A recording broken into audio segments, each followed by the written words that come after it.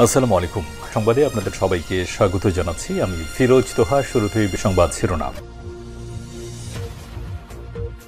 বাংলাদেশের সর্বশেষ গুরুত্বপূর্ণ আপডেট সংবাদে আপনাকে স্বাগত। শুরুতেই সংবাদ শিরোনাম, পরে বিস্তারিত।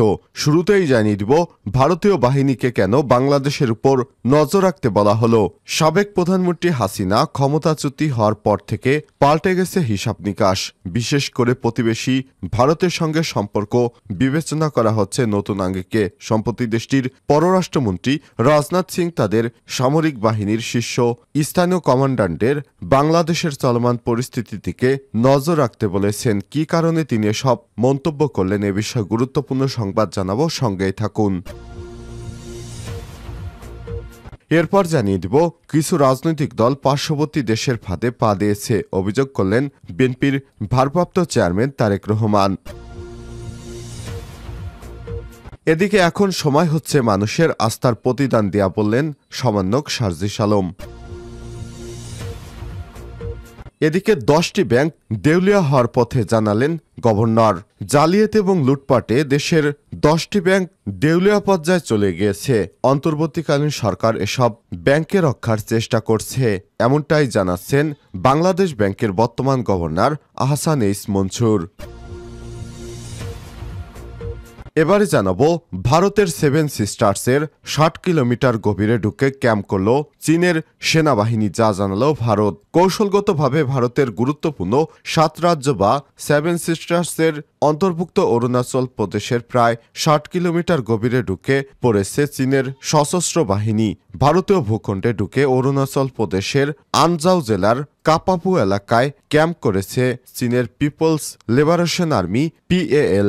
অরুণাচল প্রদেশের স্থানীয় সংবাদ মাধ্যম এ সংবাদ জানিয়েছে। তারা বলছে, যে কোনো সময় ভারতের 7 সিস্টার্স ভেঙে দিতে পারে চীন, তাহলে ভারত বিচ্ছিন্ন হয়ে যাবে। ভারত হারাতে পারে তার 60টি রাজ্য। এবং সর্বশেষ জানিয়ে দিব ইসরায়েলের 12 জাহাজে পাল্টা হামলা চালিয়েছে ইরান, জানালো ইরানের বিপ্লবী গার্ড বাহিনী। প্রিয় দর্শক, এতক্ষণ শুনছিলেন সংবাদ শিরোনাম, এবারে বিস্তারিত। তবে তার আগে বন্ধুরা, অনুরোধ থাকবে এই সংবাদটিতে একটি লাইক দিন। এই চ্যানেলে আপনি নতুন হয়ে থাকলে আমাদের সংবাদটি দেখতে দেখতে চ্যানেলটি সাবস্ক্রাইব করে রাখুন। কমেন্ট করে আপনার মূল্যবান মতামত জানিয়ে দিন আপনি বিশ্বের কোন দেশ থেকে আমাদের সংবাদটি দেখছেন এবং শুনছেন। এবারে বিস্তারিত। ভারতীয় বাহিনীকে কেন বাংলাদেশের উপর নজর রাখতে বলা হলো। সাবেক প্রধানমন্ত্রী শেখ হাসিনা ক্ষমতাচ্যুত হওয়ার পর পাল্টে গেছে অনেক হিসাব নিকাশ। বিশেষ করে প্রতিবেশী ভারতের সঙ্গে সম্পর্কটা বিবেচনা করা হচ্ছে নতুন আঙ্গিকে। সম্প্রতি দেশটির প্রতিরক্ষা মন্ত্রী রাজনাথ সিং তাদের সামরিক বাহিনীর শীর্ষ স্থানীয় কমান্ডারদের বাংলাদেশের চলমান পরিস্থিতির দিকে নজর রাখতে বলেছেন। বাংলাদেশের প্রতিরক্ষা মন্ত্রীর এই বক্তব্যের পর এ নিয়ে বাংলাদেশেও এক ধরনের প্রতিক্রিয়া দেখা যাচ্ছে। এ বিষয়ে ভারতীয় সশস্ত্র বাহিনীকে কেন বাংলাদেশের উপর নজর রাখতে বলছেন মন্ত্রী রাজনাথ সিং, এই শিরোনাম একটি প্রতিবেদন প্রকাশ করেছে বিবিসি বাংলা। ভারতের সংবাদ মাধ্যমের বরাত দিয়ে তাদের প্রতিবেদনে বলা হয়েছে, বাংলাদেশের পরিস্থিতি পর্যবেক্ষণের পাশাপাশি রাজনাথ সিং সশস্ত্র বাহিনীকে ভবিষ্যৎ যুদ্ধ মোকাবেলার জন্য প্রস্তুত থাকতে বলেছেন। প্রতিবেশী দেশটির গুরুত্বপূর্ণ একজন মন্ত্রীর এমন বক্তব্যকে স্বাভাবিকভাবে নিচ্ছে না বাংলাদেশের কূটনৈতিক ও নিরাপত্তা বিশ্লেষকরা। তিনি বলেছেন, এই ধরনের বক্তব্য বাংলাদেশের নিরাপত্তার জন্য উদ্বেগের। ভারতীয় সংবাদ মাধ্যম টাইমস অফ ইন্ডিয়ার খবরে বলা হয়েছে, গেল বৃহস্পতিবার ভারতের উত্তরপ্রদেশের 3 বাহিনীর শীর্ষ কমান্ডারদের যৌথ সম্মেলনে দেশটির প্রতিরক্ষা মন্ত্রী রাজনাথ সিং বক্তব্য দেন। সেখানে তিনি বলেন, ভারত শান্তিপ্রিয় দেশ, শান্তি রক্ষার জন্য ভারতের সশস্ত্র বাহিনীকে যুদ্ধের জন্য প্রস্তুত থাকতে হবে। কিছু রাজনৈতিক দল পার্শ্ববর্তী দেশের ফাঁদে পা দিয়েছে, বলেন তারেক রহমান। বাংলাদেশের জাতীয়তাবাদী দলের বিএনপি ভারপ্রাপ্ত চেয়ারম্যান তারেক রহমান বলেছেন, ষড়যন্ত্র এখনো থেমে যায়নি, চলমান আছে। আমাদের দেশের কিছু রাজনৈতিক দল বিভ্রান্তমূলক কথা বা বক্তব্য দিয়ে যাচ্ছে পার্শ্ববর্তী দেশের ফাঁদে পা দিয়ে। সব ষড়যন্ত্রের বিষ দাঁত ভেঙে দিয়ে গণতন্ত্র ও মানুষের অধিকার প্রতিষ্ঠিত করতে হবে।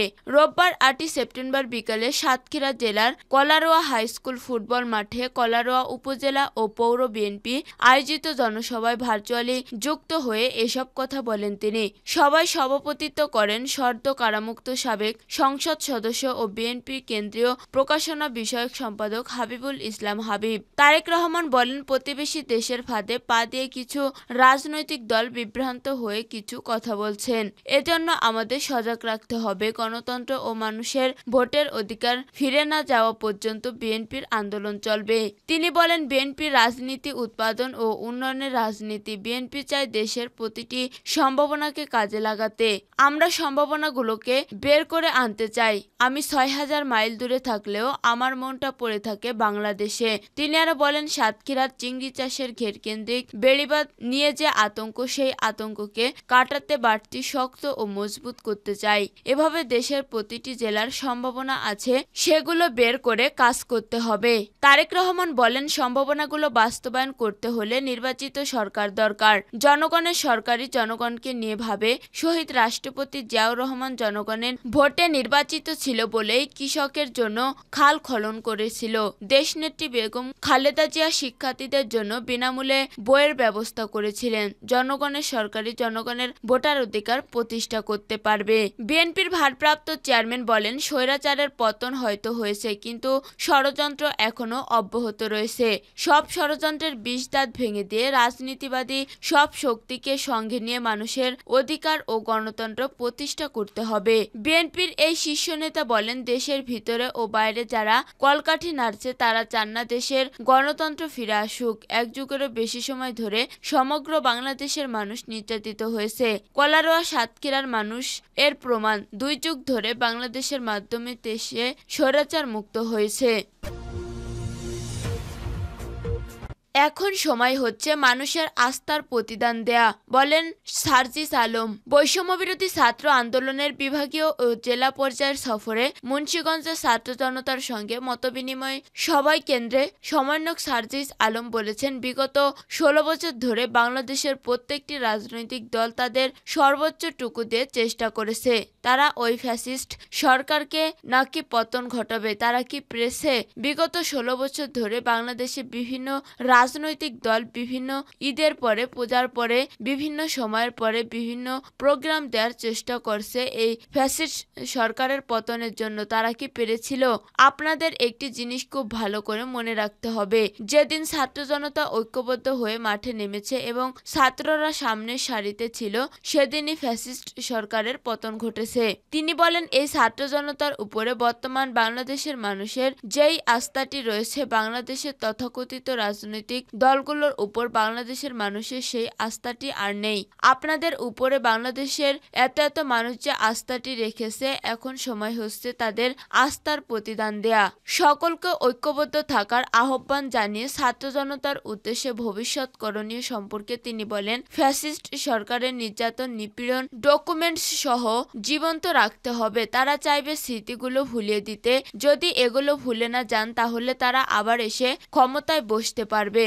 আগামীতে এই বাংলাদেশে যারা শাসন করবে কিংবা রাজনীতিতে নেতৃত্ব দিবে, যদি তাদের উদ্দেশ্য থাকে আবার কোনো ফ্যাসিস্ট সরকার কায়েম করার, তারাও চাইবে আপনার স্মৃতি থেকে ফ্যাসিজমগুলো মুছে দেওয়ার জন্য।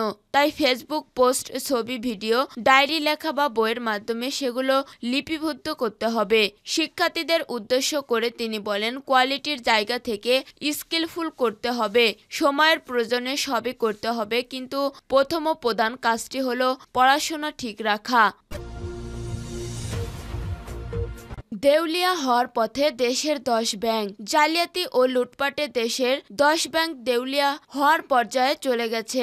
অন্তর্বর্তী সরকার এসব ব্যাংককে রক্ষার চেষ্টা করছে বলে জানিয়েছেন বাংলাদেশ ব্যাংকের গভর্নর আহসান এস মনসুর। রোববার 8 সেপ্টেম্বর কেন্দ্রীয় ব্যাংকে সমসাময়িক বিষয় নিয়ে গণমাধ্যম কর্মীদের সঙ্গে আলাপকালে একথা জানান তিনি। কেন্দ্রীয় ব্যাংকের গভর্নর বলেন, কোনো ব্যাংক দেউলিয়া হবে না, এটাই আমরা আশা করি। তবে এটিও ঠিক যে অনেক ব্যাংক দেউলিয়া হয়ে আছে। এমন অবস্থায় 10টি ব্যাংক দেউলিয়া হওয়ার পথে। সরকার এসব ব্যাংককে বাঁচানোর চেষ্টা করছে। এমন পরিস্থিতিকে গ্রাহকদের আস্থা ফেরাতে ডিপোজিট ইন্স্যুরেন্স স্কিম 1 লাখ টাকার পরিবর্তে 2 লাখ টাকা করার সিদ্ধান্ত নিয়েছে কেন্দ্রীয় ব্যাংক। ব্যাংক খাতের অবস্থার কারণে গ্রাহকদের কোনো ক্ষতি হবে না উল্লেখ করে গভর্নর বলেন, ব্যাংক খাতের 95% গ্রাহকের স্বার্থ নিশ্চিত করা হবে। বিশ্বের কোনো দেশি ব্যাংকিং খাতের আমানতের শতভাগ গ্যারান্টি দেয় না। আমরা 95% গ্রাহকের স্বার্থ নিশ্চিতের গ্যারান্টি দিচ্ছি। দেউলিয়াত্বের পথে থাকা 10 ব্যাংকের নাম উল্লেখ না করে গভর্নর আহসান এইচ মনসুর বলেন, 70,000 কোটি টাকা ব্যাংকিং খাতের বাইরে চলে গেছিল। এরই মধ্যে 30,000 টাকার মতো ফিরে এসেছে। এদিন সমসাময়িক বিষয় নিয়ে বাংলাদেশ ব্যাংকে আয়োজিত ওই সংবাদ সম্মেলনে এক প্রশ্নের জবাবে গভর্নর বলেন, আওয়ামী লীগ সরকারের আমলে কেন্দ্রীয় ব্যাংকের যেসব নীতি সমালোচিত হয়েছে সেগুলো পুনর্বিবেচনা করা হবে। উল্লেখ্য, ব্যাংক খাতের শৃঙ্খলা ফেরানোর পাশাপাশি এই খাতে লুটেরাদের চিহ্নিত করতে প্রয়োজনীয় ব্যবস্থা নেয়ার কথা জানিয়েছে কেন্দ্রীয় ব্যাংক। সেই সঙ্গে লুট হওয়া অর্থ ফেরত আনতে 10 দিনের মধ্যে টাস্কফোর্স কাজ শুরু করবে বলেও জানিয়েছেন বাংলাদেশ ব্যাংকের গভর্নর আহসান এইচ মনসুর।